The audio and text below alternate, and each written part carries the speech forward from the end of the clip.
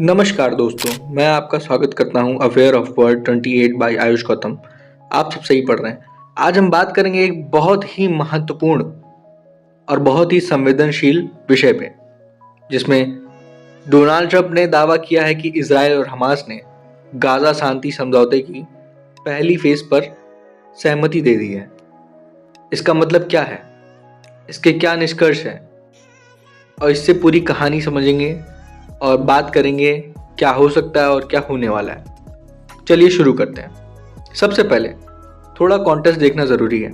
Gaza और Israel के बीच संघर्ष पिछले 2 सालों से चल रहा है। इस संघर्ष में हज़ारों लोग मारे जा चुके हैं और पूरा इंफ्रास्ट्रक्चर पूरी तरह से बर्बाद हो चुका है।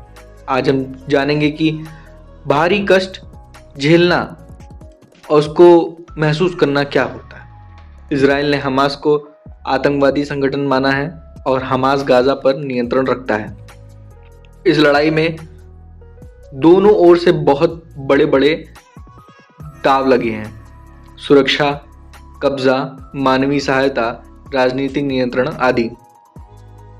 7 अक्टूबर 2023 की हमास के बड़े हमले के बाद से यह संघर्ष और तीव्र हो चुका है। अब आज खबर यह आ रही है कि ट्रंप ने कहा है कि दोनों पक्षों ने शांति योजना की पहली चरण फर्स्ट फेज स्वीकार कर लिया है। लेकिन पहले चरण में क्या शामिल है यह समझना बहुत ही ज़रूरी है। क्या क्या शामिल है इसको समझना बहुत ही ज़रूरी है।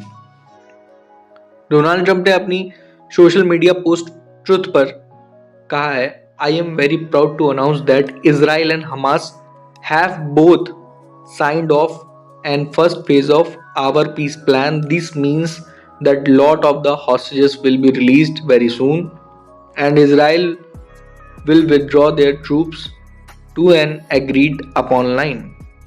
तो दोस्तों, दावे के अनुसार पहली फेज में निम्नलिखित बातें लिखी गई हैं जिसके बारे में हम जानेंगे। पहला, युद्ध विराम यानी लड़ाई को एक सीमित सीमा तक रोकना। दूसरा, हमास द्वारा सभी जीवित बंधकों की रिहाई। तीसरा, इजराइल की सेना का वापस हटना। चौथा, बंधकों और कैदियों के बीच शर्तों के आधार पर बंदी एक्सचेंज। ट्रंप ने इस समझौते को हिस्टोरिक और अनप्रिटेंडेड बताकर बड़े महत्व और उम्मीदें जताई हैं। जब ट्रंप ने यह घोषणा की तो विभिन्न नेता और संस्थाएं तुरंत प्रतिक्रिया देने लगी, जैसे कि बेंजामिन नेतन्याहू इजराइल के प्रधानमंत्री ने कहा, a big day for Israel, tomorrow I will convince the government to approve the agreement and bring all the dear hostages home. मतलब नेतन्याहू ने सीधे कहा कि मैं इसकी सराहना करता हूं और प्राइम मिनिस्टर नरेंद्र मोदी ने भी इसकी बहुत अप्रिसिएशन किया है और बहुत सारे प्रधानमंत्री उन्होंने भी इसको एक्सेप्ट किया है। हमास ने बता दिया है कि वे इस समझौते को गंभीर बातचीत के बाद स्वीकार कर रहे हैं और अब दुनिया को यह सुनिश्चित करना चाहिए कि इजराइल इसके सभी प्रावधानों को लागू करे। दुनिया भर की प्रतिक्रियाएं। ब्रिटेन के प्रधानमंत्री कीर स्टारमर ने कहा कि प्रोफाउंडेड रिलीफ कहा है कि इस समझौते को बिना देरी लागू करना चाहिए। कनाडा सहित कई देशों ने इस कदम को स्वागत किया है, लेकिन साथ ही यह चेतावनी दी है कि शांति तभी स्थायी होगी यदि सभी इस दस्तावेज को फॉलो करें। संयुक्त राष्ट्र सहित मानव अधिकार संगठन ने कहा कि यह एक सकारात्मक संकेत है, लेकिन अब देखना होगा कि वास्तविक जमीन स्थिति पर क्या हाल होंगे। लेकिन कई सवाल अभी भी बने हुए हैं। इस फेज का क्रियान्वयन कैसे होगा? क्या इजराइल वाकई पूरी सेना को पीछे खींच लेगा या फिर कई हिस्सों से? हमास को इस समझौते में दी गई शर्तों को कैसे पूरा करना होगा, जैसे हथियार छोड़ना, इस पर क्या नियंत्रण होगा? क्या यह सिर्फ एक पॉज है या एक वास्तविक शांति की शुरुआत? और सबसे महत्वपूर्ण, इस फेज के बाद आगे क्या होगा, दूसरी और तीसरी फेज में क्या प्रस्तावित है। हर शांति प्रस्ताव की तरह इस समझौते में भी बहुत ही चुनौतियां और जोखिम होंगे, जैसे विश्वास की कमी। दोनों पक्षों के बीच भरोसा टूट चुका है। अतीत में अनेक सीज फायर एग्रीमेंट टूट चुके हैं। इसे लागू करना, समझौते को जमीन स्तर पर लागू करना आसान नहीं है। आतंकवाद, मिलिट्री ताकतों और नियंत्रणों के मुद्दे होंगे।